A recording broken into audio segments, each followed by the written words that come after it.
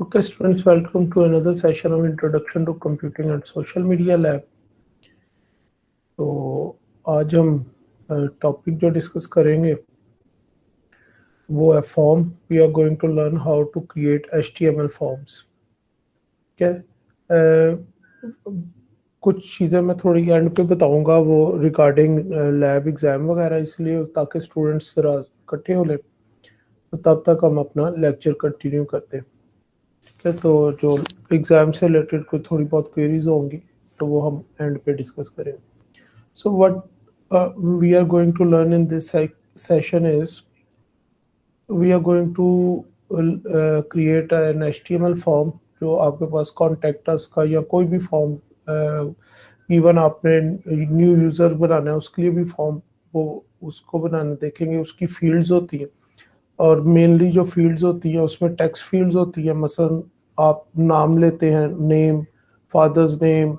उसके अलावा फील्ड होती हैं टेलीफोन नंबर्स की, ईमेल एड्रेस की. तो वो सारी फील्ड्स होंगी. बटन्स को और मेन्यूज़ को, यानी कि ड्रॉप डाउन मेन्यूज़ भी फॉर्म्स के अंदर क्रिएट होते हैं. तो ये हम आज बनाना सीखेंगे. That the user can fill out or set before click on a button to submit the information in the form. Forms give web pages authors a way to make their web pages more interactive by gathering information from the users. आपकी website पे एक journal query form हो सकता है, complaint form हो सकता है, registration form हो सकता है, मल्टीपल चीज़ों के लिए फॉर्म हो सकते हैं. तो फॉर्म का मकसद एक ही है कि जो यूज़र है उससे कोई फीडबैक या उससे कोई डाटा आपने हासिल करना है तो आप वो फॉर्म्स के ज़रिए हासिल करेंगे. तो आज ही हम फॉर्म्स को डिस्कस करेंगे. ठीक है. हमारे पास फॉर्म के अंदर बात करें तो when the form submit button is clicked, form के ऊपर एक बटन होता है उसको हम सबमिट बटन कहते हैं. लिखा चाहे उस पर जो मर्जी हो. कई दफ़ा लिखा होता है आई एग्री और ऊपर आपका नाम और चीज़ें, कहीं कुछ भी, लेकिन उस बटन की जो वो वैसे स्पेसिफिक नेम है नेचर के हिसाब से उसको हम सबमिट बटन कहते हैं. तो जब सबमिट बटन पे आप क्लिक करते हैं तो जो आपने फॉर्म में चीज़ें फिल की होती हैं, जो for example first name, last name, telephone number, email address, your father's name, your postal address, your country, your city, जो भी फॉर्म के अंदर रिक्वायरमेंट होती है वो फील्ड्स में होती हैं. तो सबमिट का बटन एक कोड उसके अंदर रन होता है जो उस सारे डाटा को, जो फील्ड्स के अंदर पड़ा हुआ डाटा है, उसको ट्रांसफ़र करता है सर्वर को. एक्चुअली जो फॉर्म के अंदर हम डाटा फिल करते हैं वो हमारे फ्रंट एंड पे प्रोसेस नहीं होता, उसको HTML प्रोसेस नहीं करती. उसको हमें बैक एंड लैंग्वेज चाहिए होती है प्रोसेस करने के लिए. ठीक है. और वो बैक एंड लैंग्वेज PHP भी हो सकती है जिसमें सर्वर साइड प्रोग्रामिंग हुई हो. वो .NET की टेक्नोलॉजी भी हो सकती है, फॉर एग्जांपल C#. वो जावा भी हो सकती है, वो रूबी ऑन रेल्स भी हो सकती है. तो वहाँ पे प्रोग्रामिंग लैंग्वेज के अंदर वो फील्ड्स का डाटा वो हम किसी प्रोग्रामिंग लैंग्वेज वाले सर्वर को भेजेंगे. अब वो प्रोग्रामिंग लैंग्वेज में प्रोग्रामर ने सारी हैंडलिंग की होगी कि डाटा को किन वेरिएबल्स में स्टोर करना है. फॉर एग्जांपल आप आजकल पढ़ रहे हैं FOP, फंडामेंटल ऑफ प्रोग्रामिंग. अभी आप वेब डेवलपमेंट तो नहीं पढ़ रहे, इसलिए वो PHP और उन चीज़ों को तो नहीं अंडरस्टैंड करेंगे. लेकिन जो आप FOP में भी कोई डाटा आप चाहे कीबोर्ड से भी इनपुट करवाएं, वो आप किसी वेरिएबल में सेव करते हैं और फिर उस वेरिएबल को यूज़ करते हैं प्लस माइनस मल्टीप्लिकेशन के लिए. ठीक है. तो एक्चुअली जो हमारी फील्ड्स का डाटा है, चाहे वो नेम की first name, last name, father's name, email address, phone numbers, ये सारी डाटा किसी जगह जाके स्टोर करवाना है. तो पहले ये डाटा किसी जगह पे प्रोग्रामिंग लैंग्वेज में, किसी स्ट्रिंग्स में, वेरिएबल्स में, अरेज में कैच करेगा वो प्रोग्राम. और फिर वो प्रोग्राम जो है, जिस तरह भी प्रोग्रामर ने उसको प्रोग्राम किया होगा, ये सारा डाटा जाके डाटाबेस में सेव कर देगा. ठीक है. नेक्स्ट टाइम फॉर एग्जांपल अगर वो रजिस्ट्रेशन का फॉर्म था जिसके अंदर आप as a new user register होते थे, तो आपका यूजर नेम भी बना होगा, फिर आपका पासवर्ड भी होगा उस फॉर्म में. तो पासवर्ड और यूजर नेम की फील्ड्स जब आप नेक्स्ट टाइम एंटर करेंगे लॉगिन करने के, जिस तरह आप फेसबुक में एंटर करते हैं, तो वो फील्ड्स किसी वो सबमिट के बटन के बाद वो प्रोग्रामिंग लैंग्वेज के पास जाती है। प्रोग्रामिंग लैंग्वेज उस फील्ड को डेटाबेस के अंदर मैच करता है, अगर वो मैच हो जाए तो आपका लॉगिन कर देता है। तो इसका मतलब है बैकएंड पे बहुत ज्यादा काम होता है, ये जो भी फॉर्म में डाटा फिल करके जाए उसके अगेंस्ट। ठीक है, हमारा स्कोप वो नहीं है। वो जब आप थर्ड या फोर्थ सेमेस्टर में डेटाबेसेस पढ़ चुके होंगे और फिर एडवांस प्रोग्रामिंग पढ़ रहे होंगे, पीएचपी भी उसमें हो सकती है, सी शार्प भी हो सकती है, जावा भी हो सकती है, उनमें से जो प्रोग्रामिंग लैंग्वेज ऑफर हो रही होगी या आप चूज करेंगे, इलेक्ट करेंगे पढ़ने को, जब आप वो पढ़ेंगे तो फिर आपको ये सारा आएगा। आज हम सिर्फ उसका फ्रंट एंड देखेंगे कि फ्रंट एंड में ये फॉर्म्स की फील्ड्स कैसे बनाई जाती हैं, और सबमिट के बटन में क्या कोड लिखेंगे तो वो डाटा सेंड हो जाएगा। ठीक है, और वो जाके डेटाबेस में स्टोर हो जाएगा। तो अब सिर्फ HTML वाला पार्ट हम डिस्कस करेंगे। तो फॉर्म को बनाने के लिए जो HTML का टैग है वो है फॉर्म, और फिर फॉर्म को टैग को हम एंड कर देते हैं। ठीक है, the form tag has a method attribute that specify the method used for building bundling up the information and sending it to the server. जिस तरह हमने कहा था कुछ चीजों के अंदर एट्रीब्यूट्स HTML के वो कंपलसरी होते हैं और कुछ एलिमेंट्स के अंदर एट्रीब्यूट ऑप्शनल होते हैं। तो इसी तरह फॉर्म के अंदर एक एट्रीब्यूट है जिस एट्रीब्यूट का नाम है मेथड। ये एक कंपलसरी एट्रीब्यूट है। इसकी दो वैल्यूज हो सकती हैं। इसकी वैल्यू हो सकती है पोस्ट या गेट। ठीक है, but these days the post method is the most useful of the two and it is the one we will use. तो method is equal to post हम लिखा करेंगे। गेट मेथड के अंदर एक नुकसान है, गेट मेथड में जो भी आपका डाटा जा रहा होता है वो डाटा अगर रास्ते में कोई हैकर रिसीव करना चाहे वो रिसीव हो जाता है। आपको शायद आपने कभी कोई ऐसी साइट्स यूज की हो जिसमें आप किसी भी फॉर्म के अंदर यूजर नेम पासवर्ड डालें या कोई भी चीज कोई फॉर्म फिल करके सबमिट का बटन दबाएं, तो ऊपर आपके यूआरएल में बड़ा लंबी सी स्ट्रिंग बन जाती है, वो सारा डाटा होता है। ठीक है, वो गेट का अगर मेथड हम यूज करेंगे तो वो वाली स्ट्रिंग बन जाती है, आपके यूआरएल के अंदर वो सारा डाटा नजर आ रहा होता है, जबकि पोस्ट के मेथड में वो डाटा नजर नहीं आ रहा था। तो मेथड का एट्रीब्यूट एक्चुअली करता क्या है कि फॉर्म का जितना डाटा हो, चाहे वो एक फील्ड का फॉर्म हो चाहे वो 10 फील्ड्स का फॉर्म हो, उस सारे डाटा को इकट्ठा करता है और सेंड कर देता है उस एड्रेस पे जिस एड्रेस पे सबमिट के बटन के अंदर हमने वो लिखा होगा, जिसके ऊपर वो हमारी बैकएंड प्रोग्रामिंग पड़ी होगी। आगे वो उसका काम है बैकएंड प्रोग्रामिंग का। तो पोस्ट का मेथड हम यूज करेंगे। ठीक है, the form tag has an action attribute that specify the URL of the script that will receive and process the data. और एक और एट्रीब्यूट है एक्शन का जिसके अंदर हम वो एड्रेस लिखेंगे जिस एड्रेस पे वो डाटा सेंड होगा, यानी कि जो एड्रेस वो डाटा रिसीव करेगा। ये इंपॉर्टेंट चीज़ें अभी मैं बता रहा हूँ पहले ही, अभी फॉर्म को हमने शुरू नहीं किया बनाना, लेकिन कुछ चीज़ें कि उसके अंदर एक लाजमी एट्रीब्यूट हमने पोस्ट का लिखना, मेथड का लिखना है जिसकी वैल्यू पोस्ट रखेंगे, और दूसरा उसके अंदर एट्रीब्यूट हमने रखना है एक्शन का जिसके अंदर हम वो यूआरएल या वो एड्रेस देंगे जहाँ पे वो सारा डाटा सेंड होना है। This script could be on the same web server that is serving the web page that contains the form, or it could be on a different server. जो यूआरएल हमने देना है वो सेम सर्वर के ऊपर भी प्रोग्रामिंग लैंग्वेज पड़ी हो सकती है अगर प्रोग्रामर ने उधर रखी है जिसके ऊपर हमारा वो फॉर्म होस्ट होना है, यानी कि हमारी HTML होस्ट होनी है, या वो कोई डिफरेंट सर्वर भी हो सकता है। You can also include an ID attribute inside the form tag if you wish to give the form a unique name by which you can use CSS to format the form. अगर आपके web page पे एक से ज़्यादा form है तो obviously आप ID का एट्रीब्यूट देंगे ताकि आप उसको CSS के ज़रिए फॉर्मेट कर सकें अलग-अलग। लेकिन 99% ऑफ टाइम हमारे पास एक पेज के ऊपर एक से ज़्यादा फॉर्म नहीं होते, तो फिर हमें आईडी का एट्रीब्यूट देने की ज़रूरत नहीं है। Web pages often have only one form, so an ID isn't necessary. All the text fields, buttons, etc. that are part of the form must be enclosed between the form tag. ठीक है, तो जितने भी हमारे वो हैं उसके form के, यहाँ पे एक छोटी सी फाइल बना लेते हैं हम।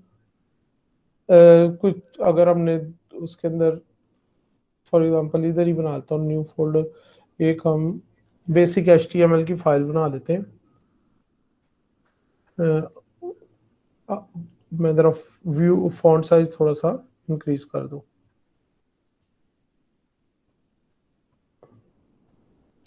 अच्छा जी, हमारे पास ये हो गई एच टी डॉक टाइप। तो हमने सबसे पहले लिखना है HTML है, और इससे पहले एक साइन डालना होगा। आगे हमारे पास आता है जी HTML का टैग, और जो टैग हमने क्रिएट करना है वो हमने ऑफ भी करना है, यानी कि उसको बंद भी करना है। तो साथ ही बंद कर लेते हैं। HTML के ऊपर आता है हमारे पास पहला हेड, और हेड को भी अब बंद कर लेते हैं। हो गया। अभी हेड के अंदर नहीं मैं जा रहा, बॉडी, और बॉडी को भी हम क्लोज कर लेते हैं। ठीक है। बॉडी के अंदर हम एक बना लेते हैं सेक्शन, और इस सेक्शन को भी हम क्लोज कर लेते हैं। ये सारे काम आपने किए हुए हैं। तो फॉर एग्जांपल यहाँ पे मैं एक सेक्शन के अंदर एक देता हूँ हेडिंग H1, और this is my first form, और H1 को एंड कर लेते हैं। और यहाँ पे हम शुरू करते हैं फॉर्म, और ये फॉर्म का हमने एंड कर लिया। अब जो जो चीज़ हमने डिस्कस की है वो चीज़ें थोड़ी सी इसके अंदर डालना शुरू कर देते हैं। तो फॉर्म के टैब में एक कंपलसरी एट्रीब्यूट था मेथड। मेथड की दो वैल्यू हो सकती थी, या पोस्ट या गेट, तो हम यूज कर लेते हैं पोस्ट। दूसरा इसके अंदर एट्रीब्यूट था हमारे पास जो आपका एड्रेस बताता है कि फॉर्म को लेके कहाँ जाना है। ठीक है, वो एट्रीब्यूट है एक्शन का। यहाँ पे लिखा हुआ है हैज एन एक्शन एट्रीब्यूट, और उसके अंदर हमने यूआरएल देना होता है। एक्शन यानी कि ये पोस्ट वाला मेथड बताएगा कि किस तरीके से, और एक्शन वाला मेथड बताएगा किस जगह पे। फॉर एग्जांपल अगर हमारा वेब पेज का जो भी डाटा है वो किसी xyz.com, अच्छा इधर वेब का एड्रेस नहीं सिर्फ आता है, इधर उस फाइल का एड्रेस आता है जिस जो प्रोग्रामिंग फाइल वहां पे पड़ी होती है। फॉर एग्जांपल उस फाइल का नाम xyz.com के ऊपर था। एक एग्जांपल कह रहा हूँ, हम कोई माई फॉर्म .php, तो या .c# हो सकता था, जो भी है। तो अभी तक हमने जितना देखा, अभी तक हमने वो लिख दिया। अभी इसका कुछ भी आपको रिजल्ट नज़र नहीं आएगा, क्योंकि अभी तक हमने इसको अंदर चीज़ें नहीं डाली, फॉर्म की फील्ड्स नहीं डाले। इसका नाम रख देते हैं हम form.html, और फाइल को कर लेते हैं सेव। तो ये फाइल हमारे पास सेव हो गई। अगर मैं उधर जाके इसको देखूं और इसको डबल क्लिक करूं, तो अभी स्वाई H1 जो हमने हेडिंग दिया है उसके अलावा हमें कुछ नहीं नज़र आ रहा, क्योंकि फॉर्म हमने टैग ज़रूर लगा दिए, लेकिन अभी तक उसमें कोई फील्ड हमने एंटर नहीं की। ठीक हो गया बच्चों। तो अभी साथ साथ चलते जाते हैं, मैंने इसीलिए फाइल बना लिया ताकि हम अपना रिजल्ट भी देखते जाए कि क्या है। तो ये फॉर्म का स्टार्टिंग टैग और एंडिंग टैग लग गया। आईडी मैंने नहीं दी। ठीक है। हर फॉर्म के ऊपर एक सबमिट बटन लाजमी होगा। A form must include a submit button or a submit image which will be discuss later. Image भी यूज हो सकता है एज अ सबमिट बटन, और सिर्फ बटन भी यूज हो सकता है। आपने देखा होगा कि कई दफा सबमिट करने के लिए बड़े नीचे वो आइकन या कोई ग्राफिक लगा होता है, तो वो इमेज होता है। In order for the form data to be submitted, this button must be enclose between the form के टैग्स के अंदर होना चाहिए। The HTML for a simple submit button looks like input type is equal to submit value. अच्छा button बना देते हैं, अभी कोई फील्ड नहीं बनाई है हमने। ठीक है, सबमिट का बटन बना देते हैं। तो नॉर्मली सबमिट का बटन हम एंड पे ही लगाते हैं, तो मैं नीचे एंडिंग टैग से एक लाइन ऊपर हम सबमिट का बटन बनाते हैं। तो सबमिट का बटन किस तरह बनना है, एक फॉर्म के अंदर एक सब फील्ड होती है जिसको हम कहते हैं इनपुट। ठीक है, और इनपुट की कंपलसरी एट्रीब्यूट है टाइप। ठीक है, फॉर्म के अंदर जितनी फील्ड्स बनेंगी हमारी, वो तकरीबन सारी फील्ड्स इनपुट से बनेंगी। ठीक है, जिस तरह यहाँ पे ये रेड के अंदर दिखा है आप, इनपुट एक टैग का नाम है और उसके आगे टाइप है, और आप देखेंगे ये ओपनिंग टैग के अंदर ही क्लोजिंग लगी हुई है, तो इसका कोई एंडिंग टैग नहीं है। ठीक है, तो अगर मैं इनपुट कहूँ, फॉर्म के अंदर जितनी फील्ड्स बनेंगी वो इनपुट से बनेंगी, अभी सिर्फ इतना अंडरस्टैंड कर लें। अब कौन सी फील्ड बना रहे हैं, सबमिट की, तो टाइप में हम लिखेंगे सबमिट। ठीक है, सबमिट लिख दिया टाइप में, और हमने क्या किया, इसको एंड कर दिया। ऑल्ट एफ सेव किया, और इसका देखते हैं कि वहां पे हमें बटन नजर आना शुरू हुआ कि नहीं आना शुरू हुआ। ये हमने जाके रिफ्रेश किया तो ये देखें आपकी स्क्रीन पे एक बटन नजर आना शुरू हो गया, और इस पे क्या लिखा हुआ है, कोई स्टूडेंट? सबमिट। बच्चों में वन, हाँ जी सबमिट। वो इसलिए लिखा हुआ है कि मैंने इसके ऊपर कोई खुद से नहीं लिखा। तो अगर मैं खुद से लिखना चाहता हूं तो फिर मैं एट्रीब्यूट यूज करूंगा वैल्यू का। तो यहाँ पे मैं क्या करता हूँ, आगे स्पेस देता हूँ सबमिट के बाद, और नया एट्रीब्यूट यूज करता हूँ। जैसे पहले टाइप का किया है, अब मैं यूज करता हूँ वैल्यू। तो वैल्यू का एट्रीब्यूट यूज किया, डबल कोट्स में मैं जो लिखूंगा वो अब लिखा जाएगा। अब मैं लिख देता हूँ मोर या रजिस्टर, जो भी लिखना चाहें आप, जो भी आपके बटन का मकसद हो। ठीक है, क्लिक हेयर, रजिस्टर, सबमिट, कुछ भी आप लिखना चाहें। तो मैंने अब उसके ऊपर वैल्यू के ऊपर लिख दिया रजिस्टर। तो अब आप देखें कि अब क्या इसके ऊपर हो गया, रजिस्टर। रजिस्टर। ठीक हो गया, नजर आ रहा है इसका मतलब आप लोगों को। तो इस तरह ये वैल्यू का एट्रीब्यूट लगाने से आप अपनी मर्जी का टेक्स्ट लिख सकते हैं। अगर छोड़ देंगे तो वो डिफॉल्ट टेक्स्ट सबमिट आएगा। ठीक है, you can also include a name is equal to some name in a button। अच्छा, बड़े इंटरेस्टिंग बात है, यहाँ पे मैं एक एट्रीब्यूट यूज करने को, और फॉर्म में इस एट्रीब्यूट की बहुत इंपॉर्टेंस है। बाकी किसी जगह हो ना हो, फॉर्म में इसकी बहुत ज्यादा इंपॉर्टेंस है।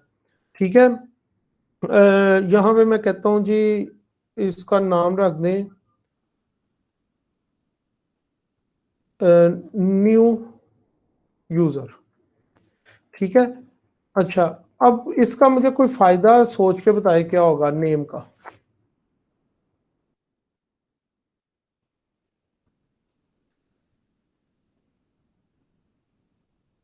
अच्छा, अब समझने की कोशिश करनी है आपने थोड़ी सी। आपके पास कई फॉर्म होते हैं जिसके नीचे दो बटन होते हैं सबमिट के, यानी कि दो बटन्स को यूज किया जा सकता है। कोई जेन में आ रहा है? दो बटन एक ही फॉर्म हो जिसमें आप किसी कुछ इंफॉर्मेशन ली है, और नीचे सबमिट के लिए दो ऑप्शंस दिए हो। कभी नहीं ऐसा फॉर्म देखा आपने?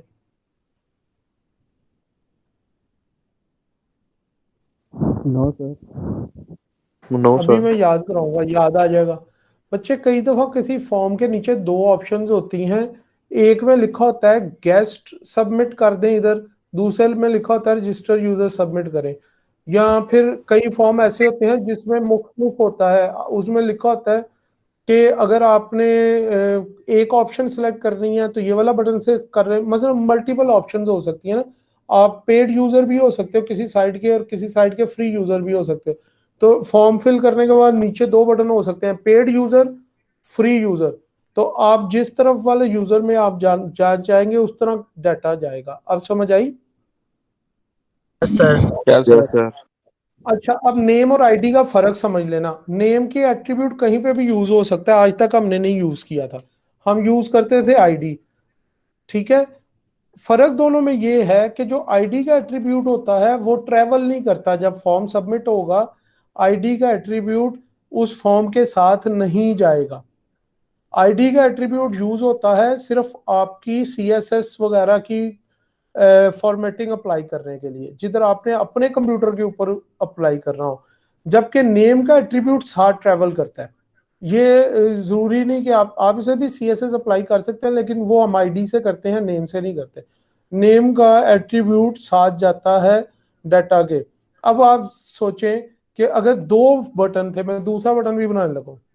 ठीक है, इसी को सारी लाइन को मैंने कॉपी कर लिया, और इसी को मैंने पेस्ट कर दिया और इसकी वैल्यू मैंने रख दी, ऊपर वाले की वैल्यू रख देते हैं हम फ्री यूजर्स और नीचे वाले की हम वैल्यू रख देते हैं पेड यूजर्स। जो फॉर्म वही बनेगा ऊपर, फ्री वाले यूजर्स ये वाला बटन दबा के क्लिक करें और पेड वाला ये वाला। अब नेम थोड़ा उनके डिफरेंट कर देते हैं, एक को हम कहते हैं एफ यूजर और दूसरे को हम कहते हैं पी यूजर।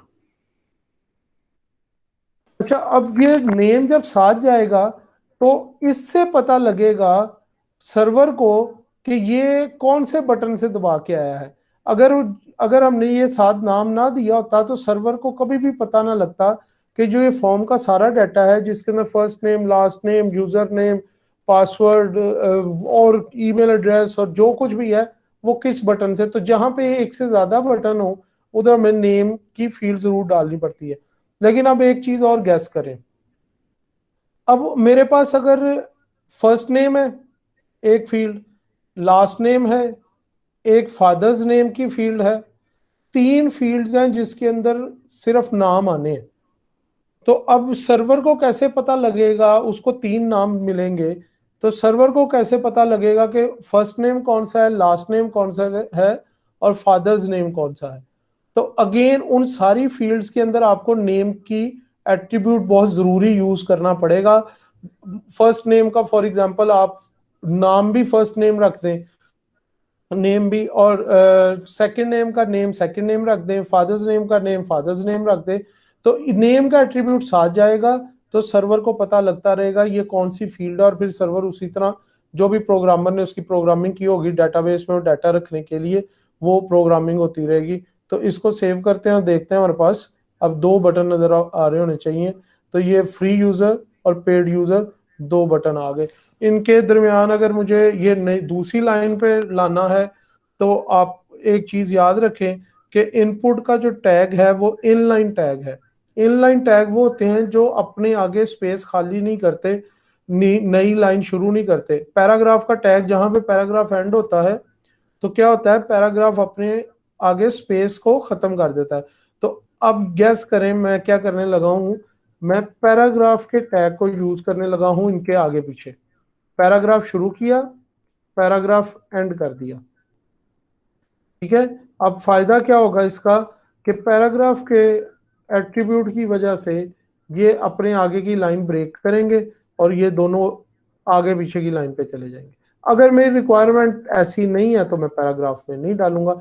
ये साथ आपको एक छोटी सी टिप दे दी है कि ये किया तो ये पैराग्राफ की वजह से फ्री यूजर वाला बटन ऊपर आ गया, पेड यूजर वाला नीचे चला गया। मुझे अच्छे नहीं लग रहे, मुझे पहले ही अच्छे लग रहे थे, तो मैंने इसको पैराग्राफ वाले पार्ट को डिलीट कर दिया, ठीक है। तो इसका मतलब इससे एक और चीज समझ लें कि इनपुट की जितनी फील्ड्स बनेंगी, first name, last name, email address, वो सारी अगर मैं उसको पैराग्राफ में नहीं लिखूंगा तो वो एक दूसरे के सामने आती जाएंगी, ठीक है। तो इसका मतलब है उन फील्ड्स को हम कोशिश करेंगे पैराग्राफ में लिखें। ये यहाँ पे लिखा हुआ है कि अगर आपके पास एक ही सबमिट का बटन है तो फिर उसका नाम रखने की जरूरत नहीं है, लेकिन अगर एक से ज्यादा सबमिट के बटन है तो फिर उनके नेम भी लाजमी रखे ताकि सर्वर को पता लग सके कि कौन से वाले बटन से सबमिट होके ये डाटा आया है, ठीक है। तो ये एक फॉर्म का कोड है, form ID method post action is equal to जिधर फाइल भेजनी है, ठीक है। आ गया जी type a few words here input, ठीक है। अच्छा, अब क्या करने लगे हैं, एक इनपुट बनाने लगे हैं टेक्स्ट टाइप की। लेट्स सी, अब सबमिट सबसे नीचे जाना है, अब इससे ऊपर सारे काम करने हैं हमने। तो मैं क्या करता हूं, मैं कहता हूं यहाँ पे पैराग्राफ शुरू किया मैंने,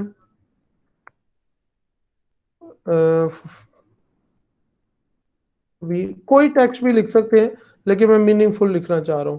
तो मैं कहता हूं जी फर्स्ट नेम और कॉलन डाल दिया मैंने, ठीक है। और उसके बाद मैं कहता हूं इनपुट,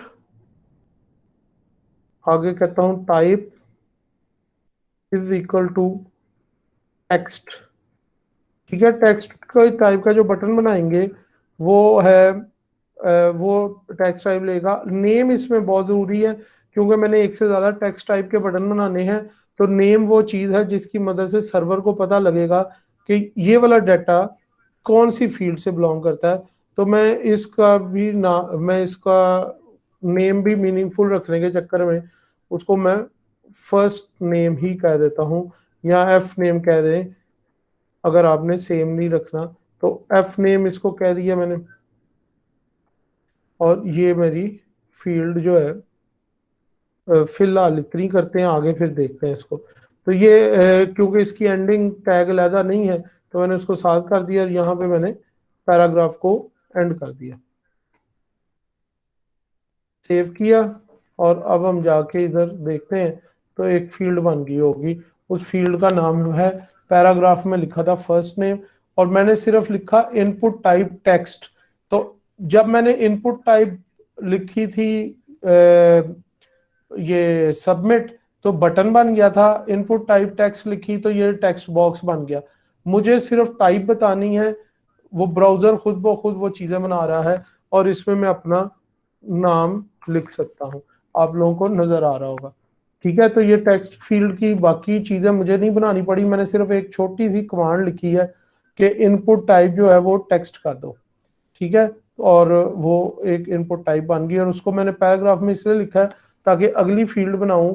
फॉर एग्जांपल मैं इसी सारे को ही कॉपी करता हूँ, कंट्रोल सी, और मैं यहाँ पे कंट्रोल वी करता हूँ और इसको मैं कहता हूँ लास्ट नेम, और अगेन इनपुट टाइप टेक्स्ट ही है, और एफ की जगह मैं लास्ट नेम का एल डाल देता हूँ और फिर मैं इसको करता हूँ। तो ये देखें फर्स्ट नेम लास्ट नेम, तो फॉर्म बनना शुरू हो गया कि नहीं हो गया?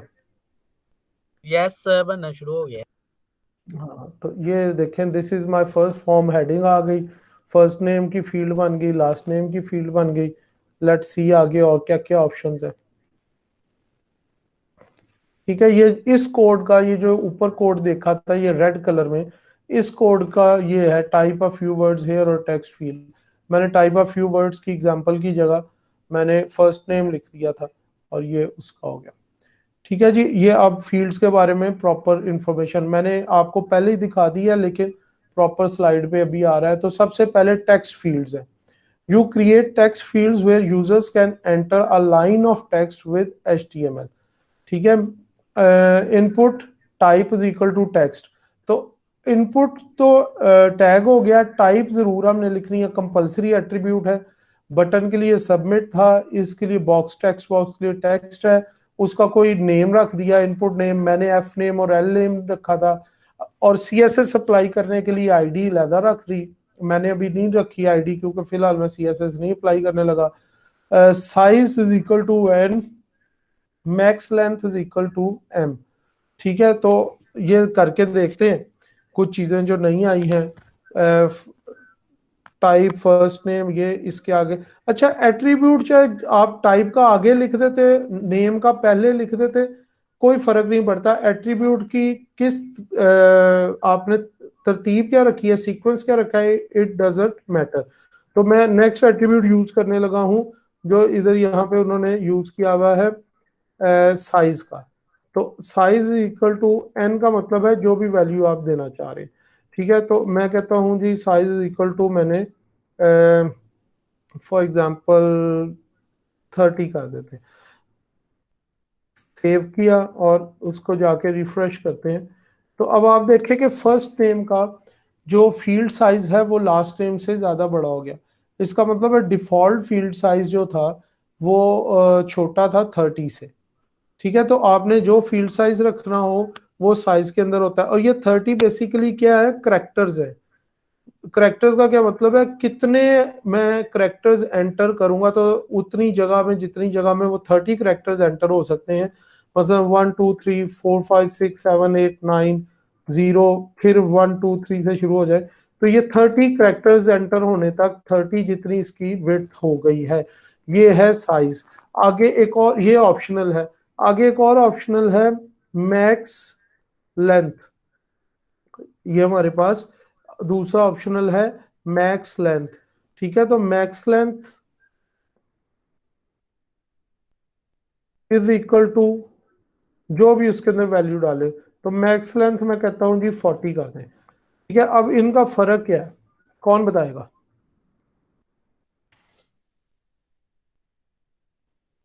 इनका मैक्स लेंथ और साइज का फर्क क्या है?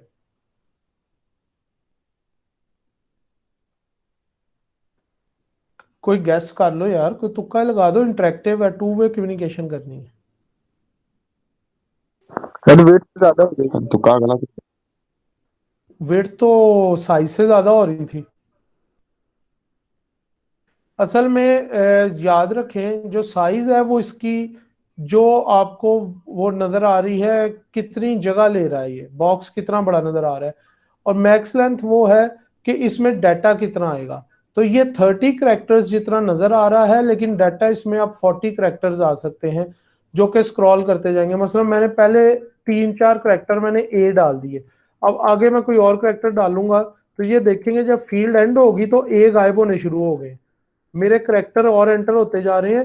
एक्चुअली ये खत्म नहीं हुए, ए लेफ्ट साइड पे चले गए हैं, ये मैंने वापस एरो के जरिए लेफ्ट आया हूं तो वापस आ गया, जिस तरफ मैं जा रहा हूं एरो के जरिए। तो इसमें आप 40 करेक्टर्स डाल सकते हैं, इसकी नजर आने वाली लेंथ 30 जितनी है।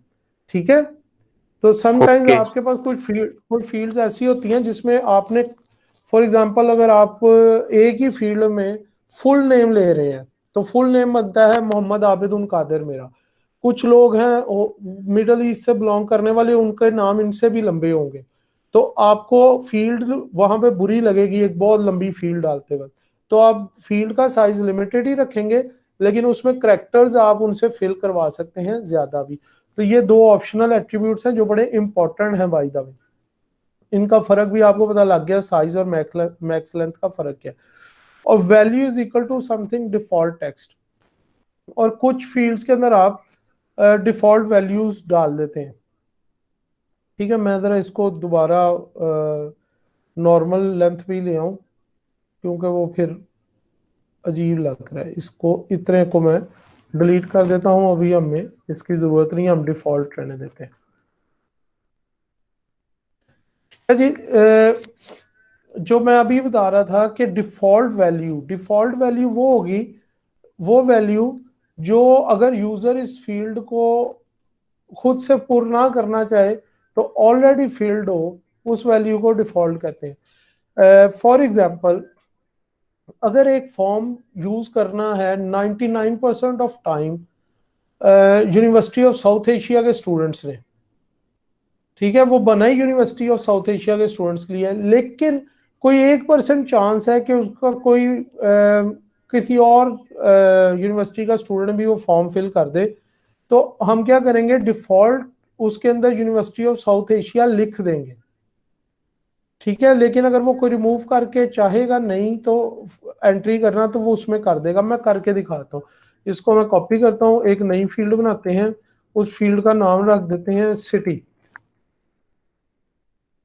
ठीक है, इनपुट टाइप टेक्स्ट, और इसका नेम रख देते हैं सिटी ही रख देते हैं इसका नेम। अच्छा, अब क्या है कि मुझे अंदाजा है फॉर एग्जांपल कि ये जो फॉर्म बना रहा हूँ इसको 90% ऑफ टाइम लाहौर के यूजर्स ने ही फिल करना है, जिनकी सिटी लाहौर की होगी। बहुत रेयर चांस है किसी और सिटी के लोग यूज करेंगे। तो मैं क्या करूंगा, मैं उसके अंदर लिख दूंगा value is equal to Lahore. ठीक है, अब मैं इसको सेव करता हूँ, एक नई फील्ड बन गई होनी चाहिए।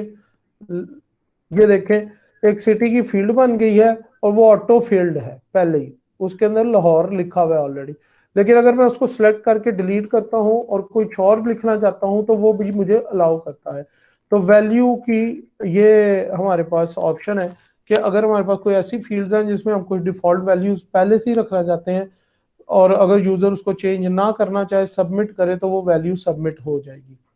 ठीक है, तो ये भी हमारे पास है। फिर हमारे पास है placeholder. This is a very very important fields in some cases. For example, मैं यहाँ पे एक फील्ड बनाते हैं, कंट्रोल C कंट्रोल V, और उस फील्ड का नाम रखते हैं आईडी कार्ड नंबर। ठीक है, input type text, name is equal to, इस फील्ड का नाम आईडी रख देते हैं। लेकिन आईडी हमारे पास एट्रीब्यूट भी होता है इसलिए कंफ्यूजन हो सकती है, तो आईडी कार्ड रख देते हैं पूरा। ठीक है, वैल्यू इसके अंदर कोई नहीं रखते, डिफॉल्ट हमें किसी का आईडी कार्ड नहीं पता लग सकता। और लेकिन इसमें हम क्या करते हैं, एक ऑप्शनल एट्रीब्यूट है जो इधर बड़ा इंपॉर्टेंट है, placeholder is equal to, double quotes के अंदर हम प्लेस होल्डर डालेंगे और हम कहेंगे जी for example ID card number, जुबानी तो नहीं मुझे याद, कुछ इस तरह है, जो भी हमने रखना है, एक डमी आईडी कार्ड नंबर मैंने एंटर कर दिया। ठीक है, अब आपने इसको सेव किया और इसका रिजल्ट देखते हैं। एक नई फील्ड बन गई है और आपको नजर आ रहा होगा कि उसके अंदर ग्रे ग्रे से, पता नहीं आपकी स्क्रीन पे, मैं अपने मोबाइल पे देखता हूँ, समझ आ रही है वैसे? आ रहा है नजर सर। हाँ, तो वो थोड़ा सा लाइट कलर में होता है ताकि यूजर को पता लगे कि वो वैल्यू नहीं है, वो हिंट है। अब आपने गौर ये करना है कि जैसे ही मैं क्लिक करूंगा इसमें ये गायब हो जाएगा। ये मैंने क्लिक किया और यहाँ पे मैंने लिखना शुरू किया कुछ भी, तो वो सारा गायब हो गया। ठीक है, तो प्लेस होल्डर एक्चुअली आपने फॉर्मेट बताने के लिए यूज करना है। अगर कोई इसको खाली छोड़ के सबमिट करेगा तो ये वैल्यू हमारे पास नहीं आएगी। ये प्लेस होल्डर है, प्लेस होल्डर कोई वैल्यू नहीं होती, ये सिर्फ सैंपल होता है। ठीक है, तो वैल्यू की फील्ड में जो चीज डली होगी वो वैल्यू आएगी हमारे पास। लेकिन प्लेस होल्डर की सूरत में कुछ डला होगा और वो फील्ड में यूजर खुद से कुछ नहीं एंटर करता तो वो खाली आएगी। अगर हम चेक लगा दें कि वो खाली ना आए और यूजर का फॉर्म सबमिट ना हो, वो एक अलग बात है। ठीक है, तो प्लेस होल्डर की फील्ड बड़ी इंपॉर्टेंट फील्ड है, इसको आपने ज़हन में रखना है। Note here input name as the value for both the name and ID attributes.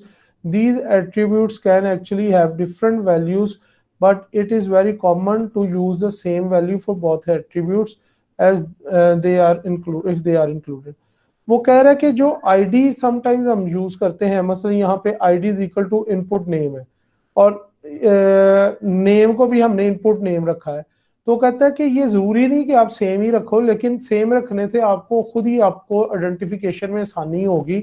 ID हम लोकल यूज करेंगे सीएसएस अप्लाई करने के लिए, नेम जाएगा डाटा के साथ और ये वो नेम इसको यूज करते हुए आगे बैकएंड प्रोग्रामर जो है वो इस डाटा को जिस डाटाबेस में भी स्टोर करना होगा करेगा। तो ये फील्ड सेम भी रख सकते हैं नाम इनके और अलहदा भी रख सकते हैं। साइज और मैक्स लेंथ मैंने आपको ऑलरेडी एक्सप्लेन कर दी है कि मैक्स लेंथ क्या है और साइज क्या है, इनका फर्क क्या है। Value attribute is optional but you can use it to include default text in the field and this default data will get sent to the server if the user does not change it before submitting the form। ये भी मैंने आपको बता दिया कि value हर field में नहीं डालनी। भाई नेम की फील्ड की वैल्यू आप किस तरह फिल कर सकते हैं जब आपको पता ही नहीं कि बंदे का नाम क्या है। सिटी की फील्ड शायद आप फिल कर सकें अगर आपको आइडिया हो कि 70-80% लोग जो एक ही सिटी से बिलोंग करते हैं हमारे यूजर्स, तो आपने कर दी। तो इस तरह कुछ फील्ड हैं जिनमें चांसेस हैं बड़े लिमिटेड से कि आप वैल्यू की फील्ड डाल सकते हैं। ऑप्शनल है प्लेस होल्डर, जो मैंने आपको पहले बता दिया, उसका फायदा क्या है कि आपको एग्जैक्ट नजर आ रहा है। Note that in HTML below each of the field has a different value for their name field. You must do this so the script can tell the what field the data is from। मैंने पहले ही आपको बताया ये एक code लिखा हुआ है जिसके अंदर एक फॉर्म है और फॉर्म के अंदर एक फर्स्ट नेम की फील्ड है, input type text, name is equal to first, size is equal to 20, max length is equal to 30 किया हुआ है। इसी तरह लास्ट नेम की फील्ड है, उसको भी लास्ट नेम, उसका नाम हमने लास्ट रखा हुआ है, name is equal to last. ठीक है, तो ये सारी फील्ड्स के अंदर हमने नेम की फील्ड जरूर यूज करनी है, अदरवाइज रिसीविंग एंड पे सर्वर को पता ही नहीं लगेगा कि कौन सा डाटा किस फील्ड का है। ठीक है, वो डिस्टिंग्विश नहीं कर सकेगा। तो ये एक फॉर्म का कोड है जो कि इसके अंदर उसने सिटी, ये बड़ा इंटरेस्टिंग एक पोर्शन है, मैं इधर से कॉपी कर लेता हूँ बजाय खुद से लिखूं, वो लंबा हो जाएगा काम, और अपने कोड के अंदर कॉपी करके इसको यूज करते हैं। ये एक इंटरेस्टिंग मुझे नज़र आ रहा है। ठीक है, कॉपी किया इसको, मैं आपको एक्सप्लेन भी करता हूँ इसको ये क्या है। ठीक है, आईडी कार्ड तक की फील्ड्स हमारी बन गई हुई थी। इसके नीचे जाके मैं इसको पेस्ट करता हूँ। अच्छा, ये कुछ उसने ऐसा टेक्स्ट भी उठा लिया जो नहीं होना चाहिए था बुलेट्स की सूरत में।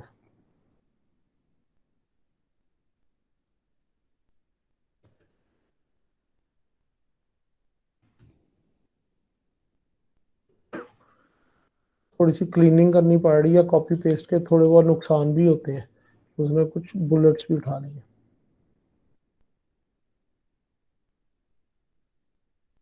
अच्छा जी, जो मैंने कॉपी पेस्ट किया है वो यहाँ से शुरू हो रहा है। वो कह रहा है पैराग्राफ शुरू करो और फील्ड का नाम है city, input type text, name is equal to city, size is equal to ये, max length is equal to ये। आगे उसने स्पेस देने के लिए ये यूज किया। ठीक है, ये आपको स्पेस का सिंबल पहले ही पता है। फिर उसने कहा जी स्टेट, क्योंकि ये पैराग्राफ चल रहा है, ये वाला पैराग्राफ कंटिन्यू है। पैराग्राफ की चाइल्ड फील्ड थी इनपुट। ठीक है, वो इनपुट की फील्ड यहाँ पे खत्म हो गई, पहले वाली यहाँ पे, ये इस जगह पे आके। ठीक है, अब उसके बाद पैराग्राफ के अंदर ये स्पेसेस स्पेसेस स्पेसेस दी, और फिर हमने कहा स्टेट, और फिर स्टेट से आगे फिर एक चाइल्ड फील्ड बना दी उसी पैराग्राफ के अंदर, इनपुट टाइप टेक्स्ट, और उसका name is equal to state कर दिया, और साइज इज इक्वल टू 2 कर दिया, मैक्स लेंथ 0 कर दी, और value is equal to NM कर दी। मैं एनएम को पीयू कर रहा हूँ, पंजाब। ठीक है, डिफॉल्ट वैल्यू पीयू कर दी, ये अमेरिका की वैल्यू होगी कहीं। और फिर हमारे पास यहाँ पे कुछ स्पेसेस हैं। फिर आगे जिप आ गया है, जिप को मैं कर रहा हूँ पोस्टल कोड।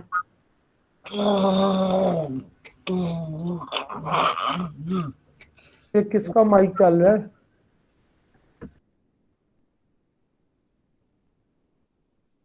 अच्छा जी, ये हमारे पास होगा पोस्टल कोड,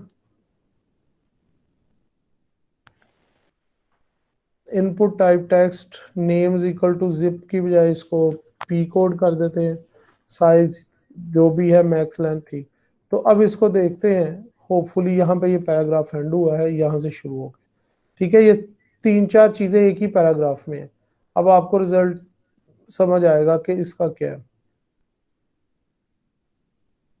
ये हमने रिफ्रेश किया तो आप देखें, एक पैराग्राफ में इसलिए लिखी थी कि ये रिलेटेड इंफॉर्मेशन हम चाह रहे थे कि सेम लाइन में ही आए, कि सिटी है जी लाहौर, पीयू दिया हुआ डिफॉल्ट, अगर किसी ने चेंज करना है तो वो चेंज कर ले। पोस्टल कोड के अंदर आपने जो भी पोस्टल कोड लिखना है, तो ये सिटी और एड्रेस से रिलेटेड एक ही लाइन के अंदर हमने फील्ड्स डालने। ठीक है, तो ये एक आपके पास और आइडिया आ गया आपको। तो उसके नीचे उसने फोन नंबर की फील्ड बनाई है। फोन नंबर की फील्ड के लिए अपनी इनपुट टाइप्स भी आ गई हुई है HTML में। ठीक है, वो भी आप देख सकते हैं। प्लेस होल्डर के अंदर उसने एरिया कोड इंक्लूडेड ये वो लिख दिया, जो भी आप लिखना चाहते हैं।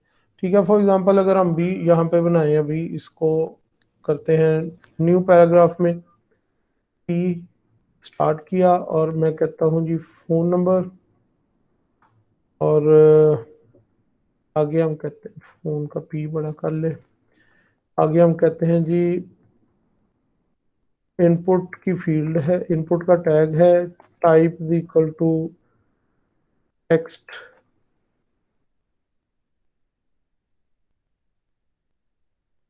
और यहाँ पे नेम भी होना चाहिए, सारी चीजें होनी चाहिए। फोन उसका नाम रख देते हैं, और जो असल चीज देख रही है वो है प्लेस होल्डर, बाकी चीजें आप खुद उसमें ऐड करते जाना। Placeholder is equal to, उसके अंदर मैं कहता हूँ जी फोन नंबर मुझे चाहिए 92-42, या क्योंकि आजकल वो मोबाइल नंबर्स भी आ रहे हैं, तो 92 के बाद हम कहते हैं जी यहाँ पे उसको कह दो इस तरह, या 03 से सारे मोबाइल शुरू होते हैं, 03, और इस तरह करें। हम मोबाइल की वजह से थोड़ा सा चेंज हो गया, वरना तो हम कहते कंट्री कोड, या हम बस ये लिख देते हैं कि 92 डैश, आप जो भी आपका मोबाइल नंबर है। ठीक है, तो एक डैश डलेगा, वो हम उसको पैटर्न बता रहे हैं, और 92 से शुरू करना है, जीरो नहीं लगाना। ठीक है, तो ये प्लेस होल्डर हमारा हो जाएगा। और हम इधर कहते हैं जी ये इनपुट की फील्ड को एंड कर दो, और उसके बाद पैराग्राफ भी एंड कर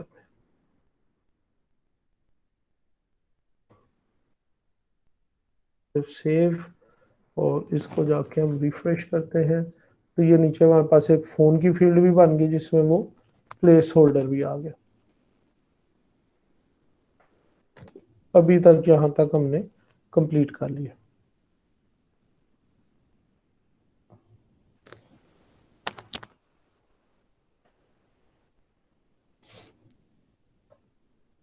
To make the alignment of the field neater, a table could be used to hold the forms element। ठीक है, टेबल एज सच मैंने अभी तक आपको नहीं कराए। एक टिप है कि टेबल्स यूज किए जा सकते हैं, जल्दी से मैं अभी बता देता हूँ। टेबल बनता है उसके अंदर टेबल रोज और डाटा कॉलम्स के साथ, वो नेक्स्ट लेक्चर के अंदर मैं आपको टेबल्स भी करा दूंगा। तो बाल ये जो फॉर्म बना हुआ है ये टेबल में बना हुआ है। टेबल के अंदर हम बनाते हैं सेल्स। सेल्स बनते हैं टी आर और टी डी की मदद से। वो हम देखेंगे टी आर और टी डी क्या है। T R stand for table row और T D stand for table data. तो वो हम देखेंगे किस तरह हमने बनाने हैं। तो बाल ये इस तरह अगर आप आमने सामने बड़ा नीट सा फॉर्म बनाना चाहते हैं तो हमारे पास टेबल होता है, या फिर आप थोड़ा सा अगर ज़्यादा स्किल्ड प्रोग्रामिंग की तरफ जाते हैं तो आप वो डिव्स या जो हमने सेक्शनिंग एलिमेंट्स पढ़े हैं उनको भी यूज़ कर सकते हैं। लेकिन वो ज़रा फॉर्म के लिए ज़रा ज़्यादा कॉम्प्लेक्स हो जाएगा, फॉर्म टेबल्स में बहुत ईजीली बन जाते हैं।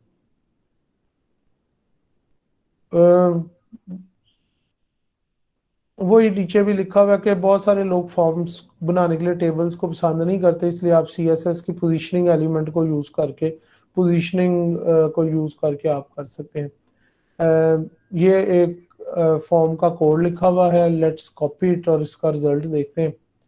एक्चुअली आगे उसकी सीएसएस भी लिखी हुई है। ये अब आपने खुद से ट्राई करना है। ठीक है, जैसे ही आपको कहते हैं तो मैं कॉपी करता हूँ। फिर वो कॉपी का मसला ये हो रहा है कि वो साथ बुलेट्स भी अभी हम इस चक्कर में नहीं पड़ते भाई। ठीक है, वो फिर बुलेट्स भी आ जाती है और मुझे क्लीन करना पड़ता है। अभी तक कोई क्वेश्चन हो, कोई प्रॉब्लम हो तो वो पहले पूछें, फिर हम आगे कंटिन्यू करते हैं।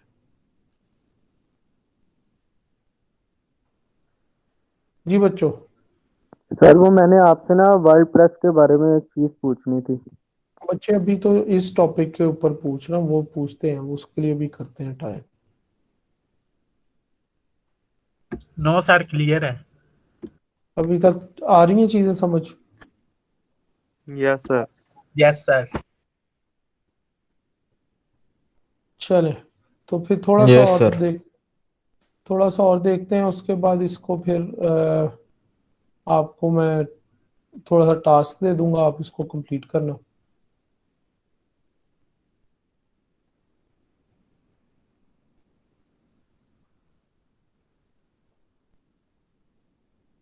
अच्छा, इसको मैं एक्सप्लेन कर देता हूँ, कोड को जरा गौर कर लें। फॉर्म की आईडी जो भी रख दी, मेथड पोस्ट रख दिया, एक्शन में कोई एड्रेस दे दिया जिधर वो फाइल पड़ी होगी जिसके अंदर इस फॉर्म को हैंडल करने का सारा कोडिंग लिखी होगी। आगे आ जाएं जी, पैराग्राफ शुरू किया और स्पैन शुरू किया, फर्स्ट नेम। स्पैन एचटीएमएल का एक टैग है जो किसी पैराग्राफ के अंदर सिर्फ यूज हो सकता है। स्पैन का मतलब होता है कि आपने स्टार्टिंग पॉइंट और एंडिंग पॉइंट किसी चीज का बताना हो। फॉर एग्जाम्पल, अगर आप एक लंबा पैराग्राफ लिख रहे हैं जिसमें से आपने फॉर एग्जाम्पल मुझे कोई पूछता है जी, या मैं एक आर्टिकल लिखता हूँ जिस तरह हमने ब्लॉगिंग का जिक्र किया था, और वो मैं आर्टिकल लिख रहा हूँ, अपनी फेवरेट बुक का रिव्यू लिख रहा हूँ, नॉवल का। मुझे एक नॉवल बड़ा पसंद है, द डाविंची कोड। मैं इस नॉवल का रिव्यू लिख रहा हूँ। ठीक है, और जैसे ही नॉवल के राइटर का नाम आया पैराग्राफ में, मैं इंट्रोडक्टरी पैराग्राफ लिख रहा हूँ और नॉवल के राइटर का नाम आया, मैं उसको ब्लू कलर में करना चाहता हूँ। अब वो एक पैराग्राफ के अंदर ही आ रहा है उसका नाम, मैं उसको अलहदा से हेडिंग नहीं देना चाहता। ठीक है ना? तो अब मुझे क्या करना पड़ेगा, मुझे सीएसएस लगानी पड़ेगी पैराग्राफ के अंदर दो लफ्जों को, कि उस बंदे का नाम है डॉन ब्राउन। तो मैंने पैराग्राफ शुरू किया, my favourite English novel is the Da Vinci Code, it is written by Mr Dan Brown. अब वो डॉन ब्राउन वाले को मैं पैरा के अंदर सिर्फ ब्लू करना चाहता हूँ ताकि किसी को एक नजर में पता लगे कि ये कोई इंपॉर्टेंट चीज है, दूसरे लफ्जों में ऑथर का नाम है। तो अब पैराग्राफ के अंदर मैं हेडिंग नहीं लगा सकता, हेडिंग अलहदा चीज है, पैराग्राफ अलहदा चीज है, लेकिन मैं पैराग्राफ के अंदर ही लिखी हुई चीज को थोड़ी फॉर्मेट चेंज करना चाहता हूँ। तो मैं उस चीज के इर्द गिर्द स्पैन का टैग लगा दूंगा, यानी कि स्पैन शुरू होता है और स्पैन एंड होता है। आपको एक क्वेश्चन करता हूँ, आपने मुझे आंसर करना है, एटलीस्ट किसी एक स्टूडेंट ने आंसर करना है। आपकी लाइफ का सबसे अच्छा स्पैन कौन सा था? कोई एक स्टूडेंट आंसर करे।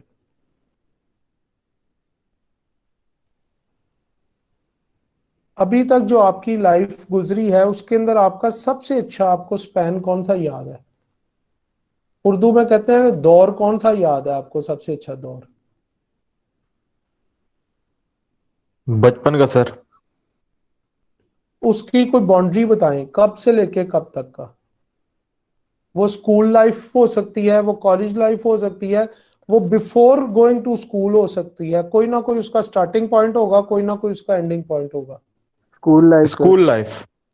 तो स्कूल ये लाइफ आपने सर। ये आपने अपनी लाइफ का स्पैन बताया। स्कूल लाइफ से मुझे पता लग गया कि जब आप पहली में दाखिल हुए वहां से लेके 10वीं तक, तो स्पैन का मतलब होता है कोई एक ड्यूरेशन, एक दौर, एक स्टार्टिंग पॉइंट और एंडिंग पॉइंट।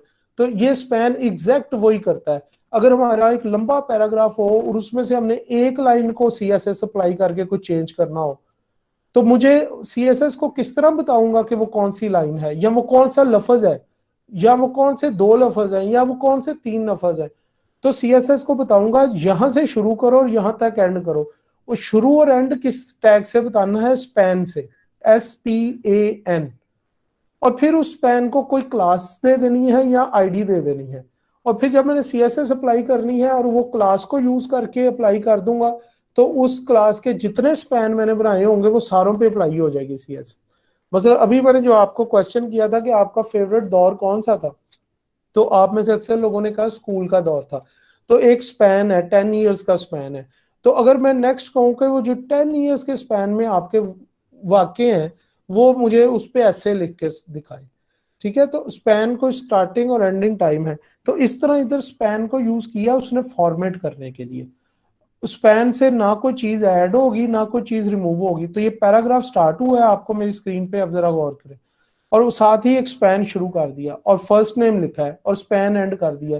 स्पैन का टैग फर्स्ट नेम को कुछ भी नहीं करेगा, लेकिन होगा क्या कि मैं जाके सीएसएस का टैग बनाऊंगा, सीएसएस का सिलेक्टर बनाऊंगा, उसको कहूंगा जी स्पैन, स्पैन सिलेक्ट कर दो और जो चीज भी स्पैन के अंदर है उसको ग्रीन कर दो। तो फिर ये फर्स्ट नेम ग्रीन हो जाएगा उस सूरत में।